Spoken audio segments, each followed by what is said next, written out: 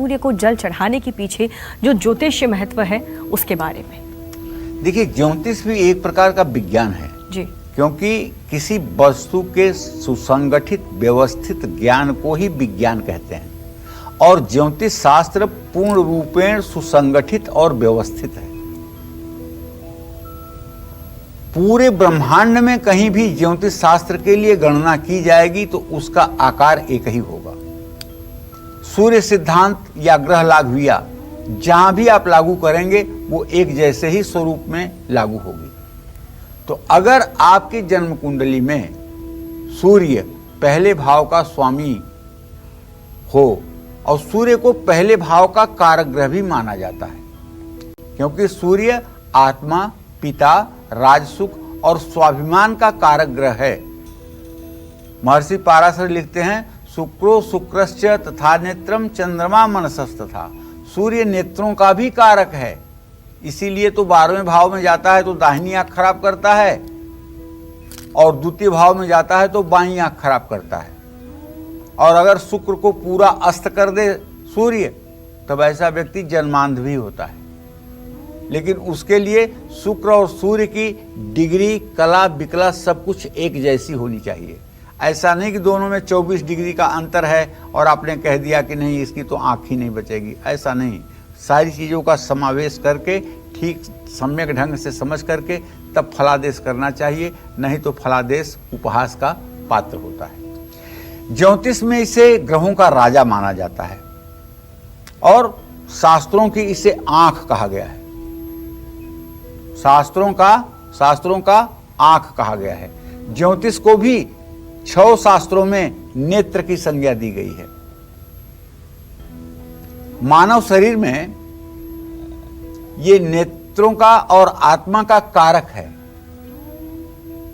सौरमंडल में सूर्य को निडर निर्भीक ग्रह माना गया है।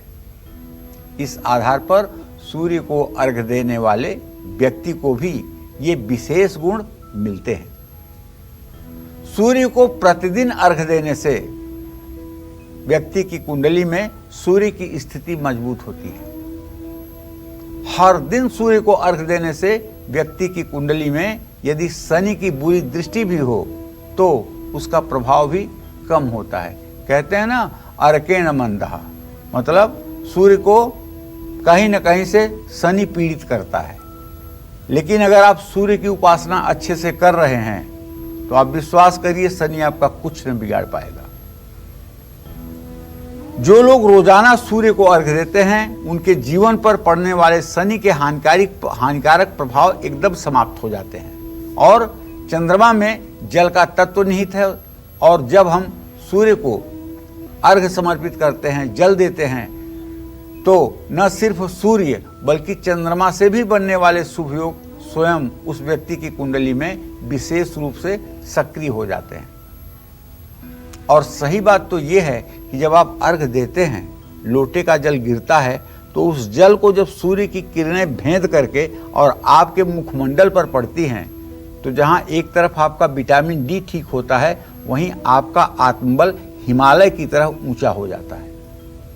जो लोग बात करते समय हड़बड़ा जाते हैं, हकलाते हैं, जो लोग इंटरव्यू में जाते हैं और उनके हवाइयाँ उड़ने लगती हैं, सब कुछ आते हुए भी भूल जाते हैं, जो लोग परीक्षा की तिथि आते ही बीमार होने लगते हैं, घबराहट बढ़ जाती है, ये सब सूर्य के कमजोर होने का लक्षण है, आप मान लीजिए। और यदि आपका भी बच्चा एग्जामिनेशन के पीरियड में बीमार होता है, आपका बच्चा एग्जामिनेशन हॉल में बैठने के बाद ब्लैंक हो जाता है, उसको सब कुछ भूल जाता है, तो आप सारी बातों को छोड़िए, सूर्य के वैदिक मंत्रों का 31,000 जप करवा करके और हवन तर्पण मार्जन का विधान बनवाइए, और बच्चे से कहिए कि वो नित्य प्रति 108 बार सूर्य के वैदिक मंत्र का जप करे।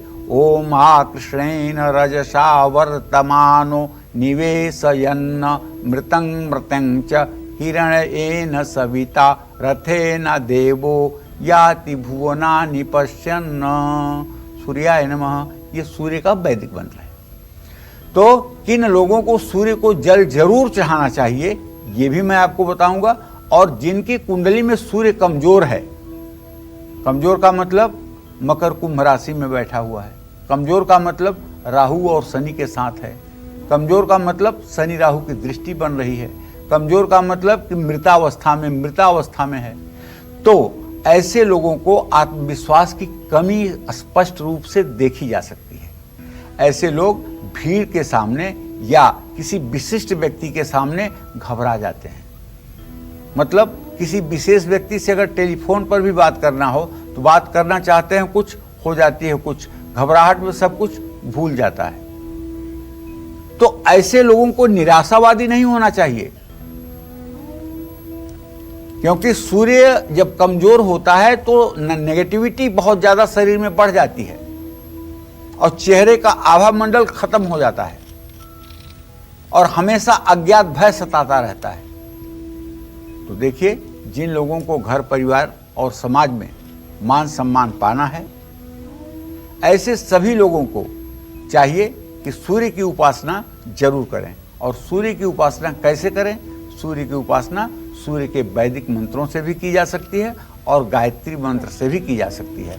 स्नान करके गायत्री मंत्र का 24 माला जप करने से सूर्य देव प्रसन्न होते हैं और स्नान करके सूर्य को अर्घ्य दे करके 10 माला गायत्री मंत्र का 31 दिन लगातार करने से सूर्य की नेगेटिविटी आपके जीवन से समाप्त होती है। ये मेरा आजमाया हुआ है, कोई नई बात नहीं है।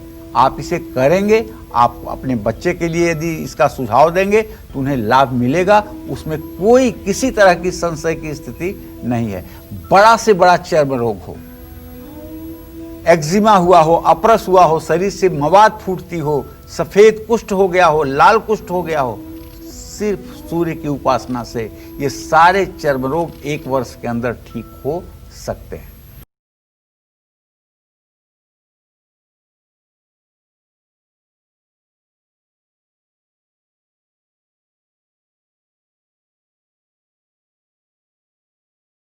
नमस्कार, मैं हूं मानक गुप्ता। अगर आपको हमारा ये वीडियो पसंद आया हो तो इसे लाइक और शेयर जरूर करें और हां, हमें सब्सक्राइब और फॉलो करना ना भूलें ताकि आप देश और दुनिया की कोई खबर मिस ना करें। तो जुड़े रहिए हमारे साथ और देखते रहिए न्यूज़ 24।